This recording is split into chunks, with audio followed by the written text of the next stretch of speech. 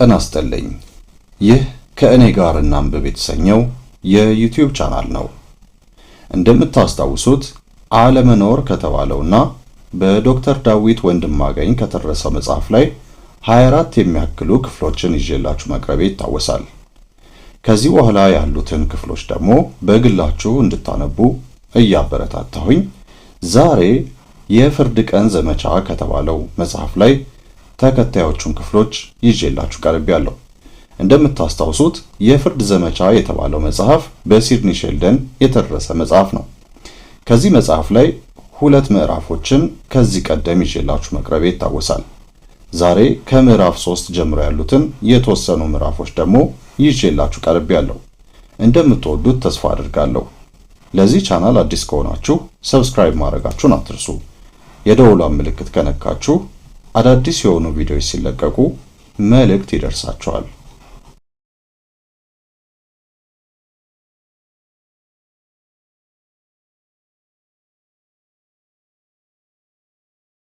የፍርድ ቀን ዘመቻ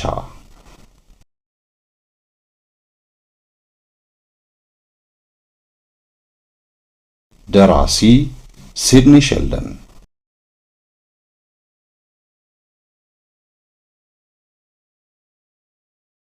ተርጓሚ ብስራት አጥላባቸው፣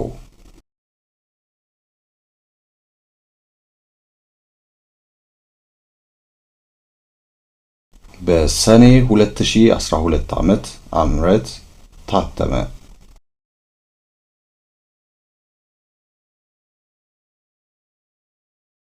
ተራኪ ከእኔ ጋር እናንብብ የዩቲዩብ ቻናል።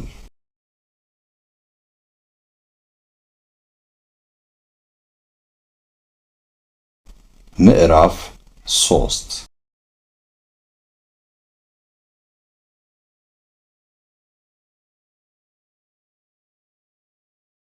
ኦታዋ ካናዳ 24 ሰዓት። የምስጢር ኮድ መጠሪያው ጃኑስ ይባላል። በከፍተኛ ደረጃ የተጠናከረ የጸጥታ ጥበቃ በሚደረግለት አንድ ወታደራዊ ጦር ሰፈር በሚገኝ አዳራሽ ውስጥ ለተሰበሰቡ 12 ሰዎች ማብራሪያ እየሰጠ ነው። ሁላችሁም እንደተነገራችሁ የፍርድ ቀን ዘመቻ ተጀምሯል።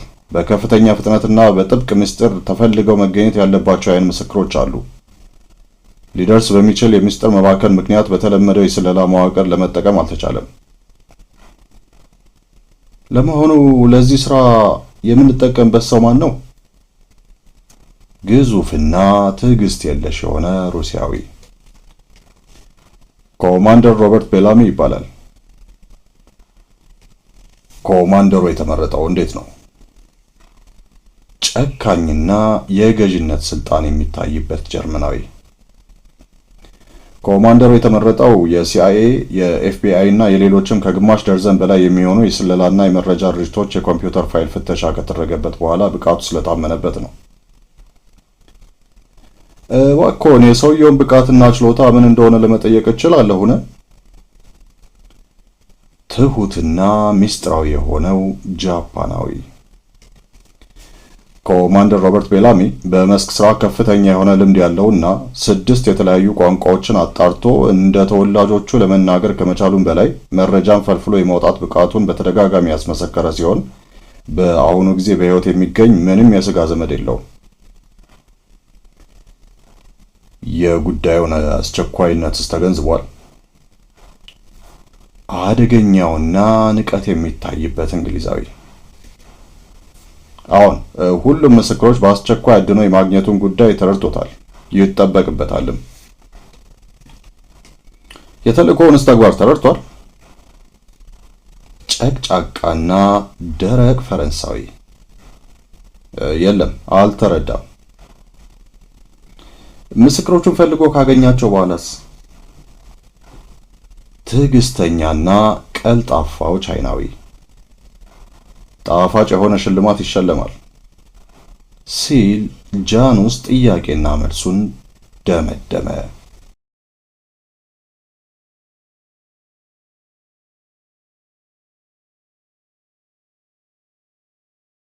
ምዕራፍ 4 የባህር ኃይሉ የመረጃ ጽሕፈት ቤት ጠቅላይ መምሪያ በዓለም ትልቁ የሚባለውን የአሜሪካ መከላከያ ሚኒስቴር ሕንፃ ፔንታገን አምስተኛውን ፎቅ አጠቃሎ የያዘ ነው። ፔንታገን በአጠቃላይ ሕንፃው ውስጥ የሚገኘው ኮሪደር ቢቀጣጠል 17 ማይልስ ያህል ርዝመት ሲኖረው 29000 ሰራተኞችን የያዘ በዓለም ላይ ትልቁ ተብሎ የሚገመት የጦር መሳሪያ ቤት ነው። ፔንታገን አምስተኛው ፎቅ ላይ የሚገኘው የባህር ኃይሉ የመረጃ ጽሕፈት ቤት ውስጣዊ አደረጃጀት የባህሩን ባህሪ የሚያንጸባርቅ ይመስላል።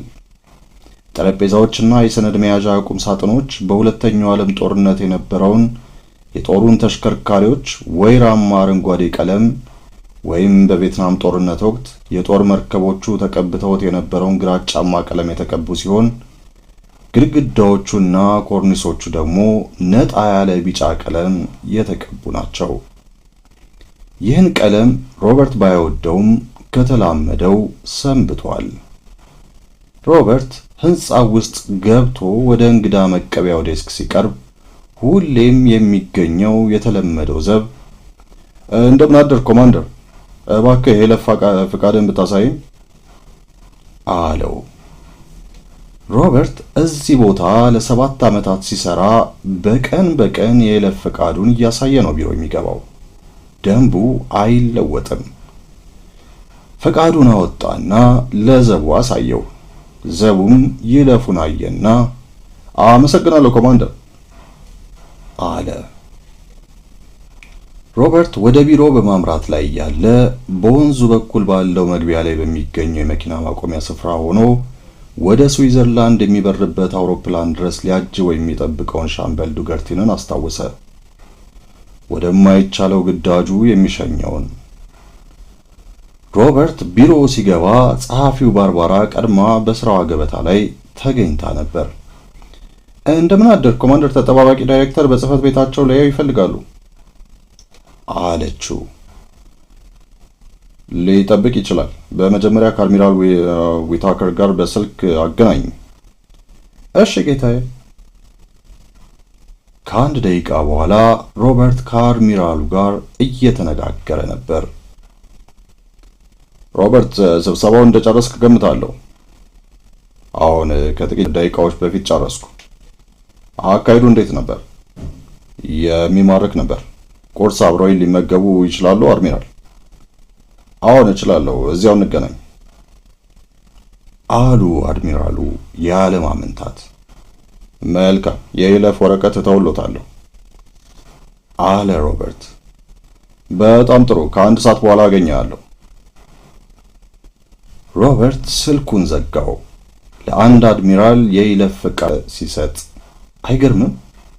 ከጥቂት ዓመታት በፊት አድሚራሉ እዚህ ቦታ የባህር ኃይሉ መረጃ ጽሕፈት ቤት ኃላፊ ነበሩ። አሁን ከስልጣናቸው በመውረዳቸው ምን ይሰማቸው ይሆን ሲል አሰበ። ሮበርት ከጸሐፊው ጋር የሚገናኝበትን የውስጥ መስመር ወይም ኢንተርኮም ተጫነው። አቤት ኮማንደር። አድሚራል ዊታከርን ስለምጠብቅ የይለፍ ፈቃድ አዘጋጅላቸው። አሁኑኑ አዘጋጃለሁ።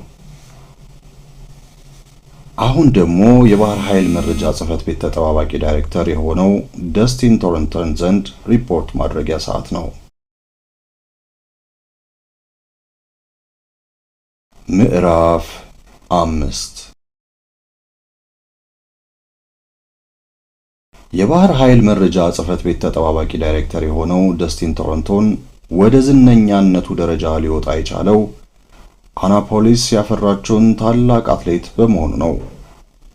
በእግር ኳስ ማለትም በአሜሪካን ፉትቦል፣ በትክክል ለመናገር ደግሞ በባህር ኃይልና በጦር ሰራዊት ቡድን መካከል በተደረገው ግጥሚያ ምክንያት ነው። አንድ ግዙፍ ማማ የሚያክለው ቶሮንቶን ለባህር ኃይሉ ቡድን በግጥሚያ ላይ እጅግ ወሳኝ የሆነ ሚና ነበር የተጫወተው። በአራተኛው ሩብ የጨዋታው ጅማሬ ላይ የጦር ኃይሉ ቡድን ባህር ኃይሉን 13-2 በሆነ ነጥብና 2 ጊዜ የባህር ኃይሉን የግብ ክልል በመንካት በአንድ ለውጥ እየመራ ነበር። በዚህ ወቅት እዚህ ጨዋታ ላይ መልካም ዕጣ ጣልቃ ገባችና የደስቲን ቶሮንቶንን ሕይወት ለወጠችለት። ቶሮንቶን የጦር ቡድን የሚቀባበላትን ኳስ ጣልቃ ገብቶ መቀማት በቁጥጥሩ ስር አዋለ። ኳሷን እንደያዘ ዙሪያውን ከተጠማዘዘ በኋላ የተቀናቃኙን የግብ ክልል በኳስ ለመንካት በተከላካዮቹ ውስጥ ተወረወረ። ባህር ኃይሉ በተጨማሪው ነጥብ ላይ ሌላ ነጥብ ቢያጣም አንድ የመስክ ጎል ወይም ግብ ለማስመዝገብ ቻለ። ኳስ ከተለጋች በኋላ የጦር ቡድን መሬት ለማስነካት አልቻለም። ወደ ባህር ኃይሉ ግብ ኳስ ተጠለዘች። ሰዓቱ እየከነፈ ነው። ነጥብ 13-9 ሆነ። ጨዋታው ሲቀጥል ኳስ ለቶሮንቶን ደረሰችው። ቶሮንቶን ኳሷን እንደያዛት በቅጽበት የጦሩ ተከላካይ ተጫዋቾች እንደ ቋጥኝ ተከመሩበት። ከወደቀበት ለመነሳት የወሰደበት ጊዜ አያሌ በመሆኑ የቡድኑ ሐኪም ለእርዳታ እየሮጠ መጣለት። በዚህ ጊዜ ደስቲን በቁጣ በእጅ ምልክት ሐኪሙን ወይድልኝ ብሎ አባረረው። ጨዋታው ሊፈጸም ጥቂት ሴኮንዶች ሲቀሩት ቶሮንቶን የተወረወረችለትን ኳስ ቀለባትና ወደ ጠላቱ ግብ እንደ አንበሳ ተወረወረ። በዚህ ወቅት ማንም ሊያቆመው የቻለ አልተገኘም። ከፊቱ የተጋረጡትን ዕድለቢስ ተከላካዮች ሁሉ እንደ ታንክ እየጠራረገ መሬት ለማስነካት የግቡን መስመር አቋርጦ ሸመጠጠ። በ4 ዓመታት ውስጥ የባህር ኃይሉ ቡድን ለመጀመሪያ ጊዜ ሻምፒዮን ሆነ። በቶሮንቶን ሕይወት ውስጥ ይህ ዕለት መልካም አጋጣሚ ሊሆን የቻለው በክብር እንግዳው ስፍራ ላይ ዊላርድ ስተንና ሴት ልጁ ኤሊኖር ስተን በመገኘታቸው ነበር።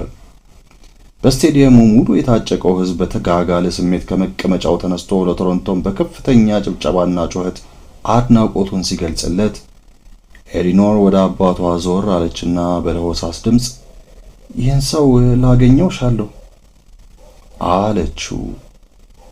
ኤሊኖር ስተን ፍላጎተ ሰፊና ስሜቷ በቀላሉ የማይረካ ሴት ናት። ቅባትና ሰው ሰራሽ ጌጣጌጥ ያላበላሸው ማራኪ ውበት ገጽታ ፈጽሞ የማይረካ አካላዊና ስሜት ያላት ወጣት ሴት ናት። ቶሮንቶን በግዙፍ ሰውነቱ ኳስ ሜዳውንና ኳስ ተጫዋቾቹን እንደ እርሻ በሬ እያረሳቸው ሲሄድ እሷም ምራቋን ዋጠች። ከ6 ወር በኋላ ኤሊኖር ስተንና ደስቲን ቶሮንቶን በ80 ተፈጣጠሙ።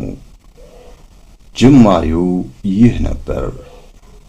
ደስቲን ከዚህ በፊት በገሃድ አለ ብሎ በማይገምተው ዓለም ውስጥ ገብቶ ለአማቱ ይሰራ ጀመር። የቶሮንቶን አማት ዊላርድ ስተን ፍጹም እንቆቅልሽ የሆነ ሰው ነበር። በቢሊየን የሚቆጠር ገንዘብ ከኃይል የፖለቲካ ባለስልጣናት ጉድኝት ጋር አለው። ስላለፈው ሕይወቱ ምንም የማይታወቅና በዓለም ላይ ከደርዘን በላይ በሚሆኑ ሀገሮች ውስጥ ድሩን ያደራ ሰው ነው። እድሜው ከ65 ዓመት በላይ ሲሆነው በጣም ዘዴኛ፣ እያንዳንዷ እንቅስቃሴውና እርምጃው በዘዴ የተቀነባበረች እንከን የለሽ የሆነ ሰው ነው። ገጽታው እንደ ምላጭ የሰላ፣ አይኖቹ ውስጣዊ ስሜቱን የሚያስነብቡ፣ የሚናገራቸው ቃላትና ሰብአዊ ስሜቱን የማያባክን ሰው ከመሆኑም በላይ ለማግኘት የከጀለውን ነገር በእጁ ለማስገባት በሚወስደው እርምጃ ከቶም ቢሆን ርህራሄ የለሽ የሆነ ሰው ነበር። ስለ እርሱ የሚነገሩት ሹክሹክታዎች ሁሉ የሚያስገርሙ ነበሩ። በማሌዥያ ውስጥ የንግድ ተፎካካሪውን እንዳስገደለ ይወራበታል።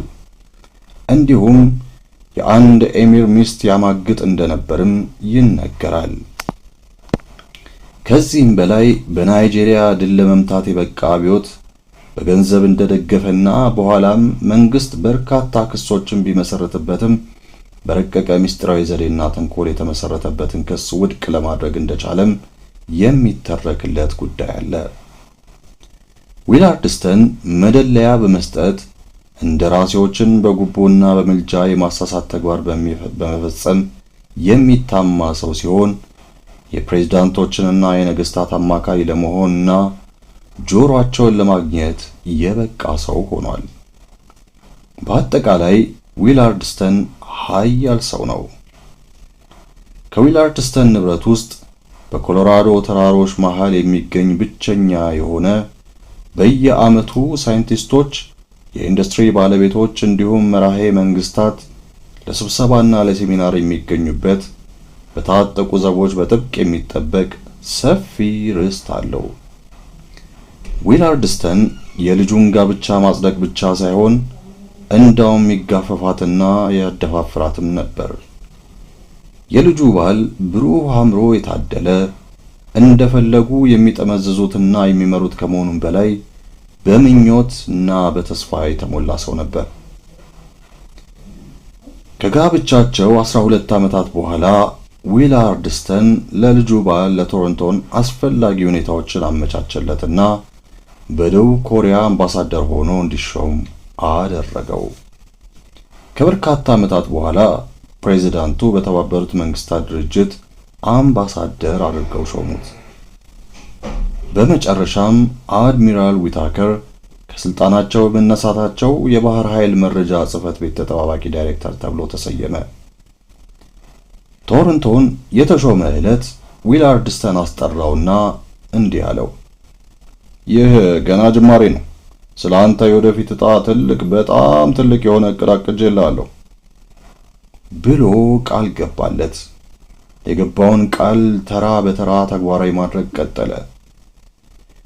ከ2 ዓመታት በፊት ሮበርት ከባህር ኃይሉ የመረጃ ጽሕፈት ቤት ተጠባባቂ ዳይሬክተር ጋር በተገናኘበት ጊዜ ደስቲን ቫካራ የሆነ አቀባበል ነበር ያደረገለት።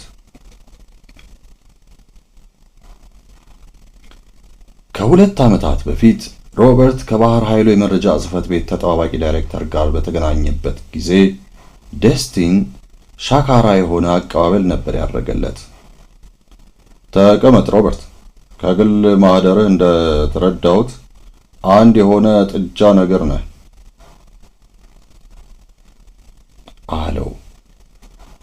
ምን ማለቱ ነው ሲል ሮበርት ተገረመና አፉን ዘግቶ መቀመጡን መረጠ። ቶሮንቶን ቀና ብሎ ሮበርትን ከተመለከተ በኋላ አድሚራል ዊታከር ኃላፊው የነበረበት ጊዜ ይህንን ጽሕፈት ቤት እንዴት ይመራው እንደነበር አይገባኝም። ከአሁን በኋላ ግን ማንኛውንም ስራ የምናከናውነው ደንቡ በሚያዘው መሰረት ይሆናል። ትዕዛዜ ሁሉ እንዲከበር እፈልጋለሁ። ግልጽ ነው? የክርስቶስ ያለ እዚህ የተቀመጥነው ለምንድን ነው? አለ ሮበርት በሐሳቡ። ንግግሬ ግልጽ ነው ኮማንደር? አዎን ግልጽ ነው ሲል መልስ ሰጠ። ሰላምታ መስጠት ይኖርብኝ ይሆን? አለ በሐሳቡ። ነገር ግን ይህ ብቻ አልነበረም። ከአንድ ወር በኋላ ሮበርት አንድ አገሩን ለመክዳት የሚፈልግ ሳይንቲስት ለማስኮብለል ወደ ምስራቅ ጀርመን ተላከ። ስታሲ በመባል የሚታወቀው የምስራቅ ጀርመን ማዕከላዊ የደህንነት ፖሊስ የታቀደውን የኮብለላ ሴራ ቀደም ብሎ ስለደረሰበትና ሳይንቲስቱን በቅርብ ይከታተለው ስለነበረ የሮበርት ግዳጅ አደገኛ የሆነ ገጽታ ነበረው። ነገር ግን የቱን ያህል ግዳጁ አደጋ የሰፈነበት ቢሆንም ሮበርት ሳይንቲስቱን ድንበር አሻግሮ አንድ አስተማማኝ የሆነ ቤት ውስጥ ሊያሳርፈው ቻለ። ከዚህም በመቀጠል ሊቁን ወደ ዋሽንግተን ለማሻገር አስፈላጊ የሆኑ ቅድመ ሁኔታዎችን በማመቻቸት ላይ ሳለ ከደስቲን ቶሮንቶን ሁኔታው መለወጡንና ሳይንቲስቱን ባለበት ቦታ ትቶት ወደ ዋሽንግተን እንዲመለስ የሚል ትዕዛዝ ደረሰው። ሮበርትም ፈጽሞ እዚህ ልንተወው አንችልም። ከዚህ በኋላ በምስራቅ ጀርመን የመረጃ ሰዎች እጅ ተመልሶ ከገባ ያለ ጥርጥር ይገድሉታል ሲል ተቃውሞውን ሰነዘረ። የተሰጠ ትዕዛዝ በቀጥታ ወደ ሀገር እንድትመለስ ነበር ሲል ደስቲን በጥብቅ አዘዘው።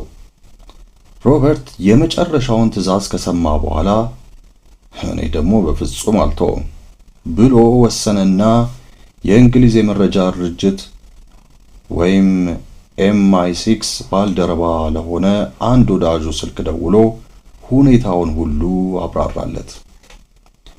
አየህ፣ ወደ ምስራቅ ጀርመን ተመልሶ ከሄደ እንደ አሳማ አፍነው ነው የሚገሉት። እናንተ ለምን አትወስዱትም ሲል ሮበርት ጠየቀው። ሊሆን የሚችለውን ጉዳይ እናያለን። ለማንኛውም ሰውየውን አምጣው አለ እንግሊዛዊው ሰላይ። በመጨረሻም ሳይንቲስቱ በእንግሊዝ ሀገር ገነታዊ አቀባበል ተደረገለት። ከዚያን ጊዜ ጀምሮ ደስቲን ትዕዛዙ ባለመከበሩ ሮበርትን ነክሶ ያዘው። በሁለቱ ሰዎች መካከል ግልጽ የሆነ ጥላቻ ተመሰረተ። ቶርንቶን ስለ ሁኔታው ከአማቱ ጋር ተነጋገረበት። አየህ አለ ዊላርድስተን፣ የሮበርት አይነት መረን የተለቀቁ የመድፍ አረሮች እጅግ አደገኛ ናቸው። የጸጥታ መዛባትም ምክንያት ናቸው። የዚህ አይነት ሰዎች እስከ መጨረሻው መወገድ አለባቸው ሲል አስጠነቀቀው። ቶርንቶንም የአማቱን ምክር ከማስታወስ አልተቆጠበም። ሮበርት ደስቲንን ለማነጋገር ወደ ቢሮ በሚያመራበት ወቅት በአድሚራል ዊታከር እና በደስቲን መካከል ስላለው ልዩነት ከማሰብ ሊቆጠብ አልቻለም። በስለላው ዓለም ውስጥ ሰው ማመን ማለት በራስ ላይ የሞት ፍርድ አሳልፎ መስጠት ነውና ደስቲንን ከቶም ቢሆን አያምነውም። ሮበርት ቢሮ ሲገባ ደስቲን ከጽህፈት ጠረጴዛው ኋላ ወንበሩ ላይ ተቀምጦ ነበር። ሊያነጋግሩኝ ፈልገው ነበር? አሁን ተቀመጥ ኮማንደር አለው። ግንኙነታቸው ሻካራ ስለሆነ ሮበርት ብሎ በስሙ አይጠራውም። ወደ ብሔራዊ ጸጥታ ወኪል በጊዜያዊነት እንደምትዛወር ተነግሮኛል። በምትመለስበት ወቅት አልመለስም። ይህ የመጨረሻው ተልእኮ ይሆናል። ምን አልክ? ስራውን አልፈልግም። ነገሩ ካለፈ በኋላ ሮበርት ሁኔታውን መለስ ብሎ ሲገመግመው በወቅቱ ደስቲን ምን አይነት ስሜት አድሮበት እንደነበረ ለመገመት አልቻለም። አልተቆጣም፣ አልተደናገጠም። ትኩር ብሎ ተመለከተውና ውሳኔ ይሄው ነው አይደለም ብቻ ነበር ያለው። ሮበርት ወደ ቢሮ እንደተመለሰ ጸሐፊው ባርባራን ርቄ መሄዴ ስለሆነ ከአንድ ሰዓት በኋላ እወጣለሁ አላት። ልትገኝ የምትችልበት አድራሻ ይኖራል? የጀነራል ሃይላርድን ትዕዛዝ አስታወሰና የለም፣ ምንም አድራሻ አይኖረኝም አላት። የምትሳተፍባቸው አንዳንድ ስብሰባዎች በሙሉ ሰርዣቸው አለና የእጅ ሰዓቱን ተመለከተ። አድሚራል ዊታከርን የሚገናኝበት ሰዓት ደርሷል።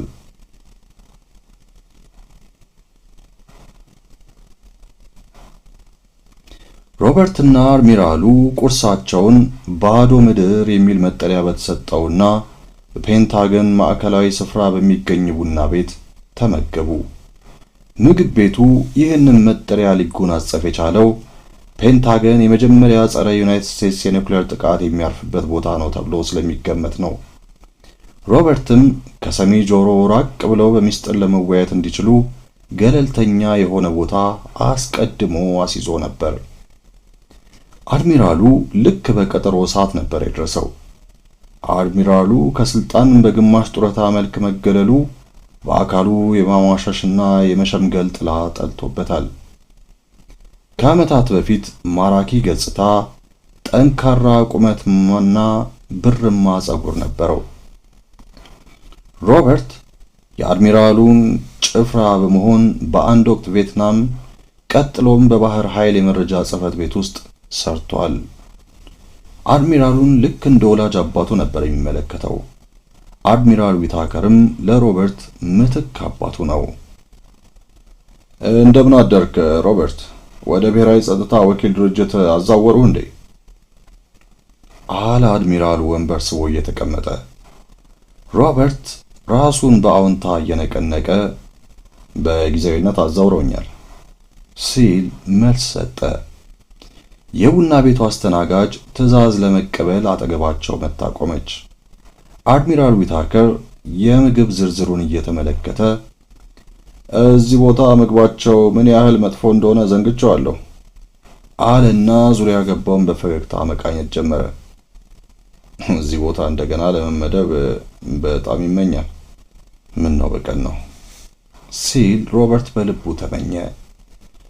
ምግባቸውን ካዘዙና አስተናጋጇ ርቃ ከሄደች በኋላ ሮበርት ውይይቱን ጀመረ።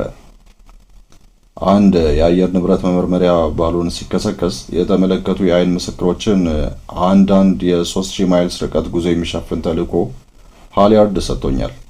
ስለዚህ ጉዳይ አንድ በጣም እንግዳ የሆነብኝ ነገር አለ። የጊዜ ጉዳይ በጣም አስፈላጊ ነው ብሎኛል ጀነራሉ። ሆኖም ግን በውጭ ሀገር የሚገኙ በስለላው ዓለም ውስጥ የማውቃቸው ባልንጀሮቼን እርዳታ ፍለጋ እንዳልገናኛቸው ታግጃለሁ አለው። አድሚራሉ ሮበርትን ግራ በመጋባት ተመለከተውና ምናልባትም ጀነራል ሃሊያርድ የራሱ የሆነ ምክንያት ሊኖረው ይችላል አለው። አድሚራል ዊታከር ሮበርትን በጥሞና ያጠናው ጀመር። ኮማንደር ቤላሚ በእርሱ ስር ሆኖ ቪየትናም ውስጥ ከማገልገሉም በላይ ቤላሚ በስኳድሮን ውስጥ አሉ ከተባሉ ምርጥ ተዋጊ ፓይለቶች አንዱ ነበር። የአድሚራሉ ልጅ ኤድዋርድ ደግሞ ሮበርት በሚያበራው የጦር አውሮፕላን ላይ ቦምበኛ ወይም ቦምብ ጣይ በመሆን ተመድቦ ነበር። በዛች በመጨረሻው አሳዛኝ ዕለት የሮበርት አውሮፕላን ተመትቶ ሲወድቅ ኤድዋርድ በአደጋው ተገደለ። ሮበርትም ከአደጋው በሞትና በሕይወት መሃል ተርፎ ሆስፒታል በተኛበት ወቅት አድሚራሉ ሊጎበኘው መጥቶ ነበር። ዶክተሮቹ ሮበርት በፍጹም እንደማይድን ተነበዩ። ሮበርት ደግሞ ሕሊና በሚያስተው ህመሙ እየተሰቃየ ስለ ኤድዋርድ አዝናለሁ፣ በጣም አዝናለሁ ሲል እየቃተተ ተናገረ። አድሚራሉም የሮበርትን እጅ ጠበቅ አድርጎ ያዘና አይዞ ሮበርት፣ ማድረግ የሚገባህን ነገር ሁሉ ማድረግህን አውቃለሁ በማለት አጽናናው። አድሚራሉ ሮበርት እንዲድንለት ድኖ ልጁን ኤድዋርድን እንዲተካለት በጥልቅ ሕሊናው በጽኑ ተመኘ። ከዚህ ጊዜ በኋላ አድሚራሉ ሮበርትን እንደ ምትክ ልጁ ይመለከተው ጀመር። አትሙት ያለው ሮበርትም ዳነ። ሮበርት። አቤት አድሚራል። የስዊዘርላንድ ተልዕኮ የተሳካ እንደሚሆን ተስፋ አደርጋለሁ። እኔም እንደዚሁ። ይህ ደግሞ የመጨረሻው ተልዕኮ ይሆናል። አሁንም ስራውን ለመተው እንደቆረጥክ ነው? አዎ፣ ይበቃኛል። በቶሮንቶ ምክንያት ነው? የለም፣ በእርሱ ሳይሆን በራሴ ምክንያት ነው የምተው። በሰው ልጆች ሕይወት ውስጥ ጣልቃ መግባቱ ታክቶኛል። እብለቱና ማጭበርበሩ ሁሉ ታክቶኛል። ከቶም ቢሆን የማይፈጸመው ሰባራ ቃል ኪዳንና ተስፋ ሁሉ ታክቶኛል። በሰዎች መጠቀምና እኔም የሰዎች መጠቀሚያ መሆን ሁሉ ታክቶኛል። በምወደው ነገር ሁሉ ዋጋ አስከፍሎኛል። ከዚያ በኋላስ ምን እንደምትሰራ አውቃለሁ? ለሕይወቴ አንድ ጠቃሚና አስፈላጊ የሆነ ስራ እፈልጋለሁ። ምናልባት ስንብት ባይሰጡህስ? አለ አድሚራሉ። ይሰጡኛል። ምርጫ አይኖራቸውም። ይኖራቸዋል?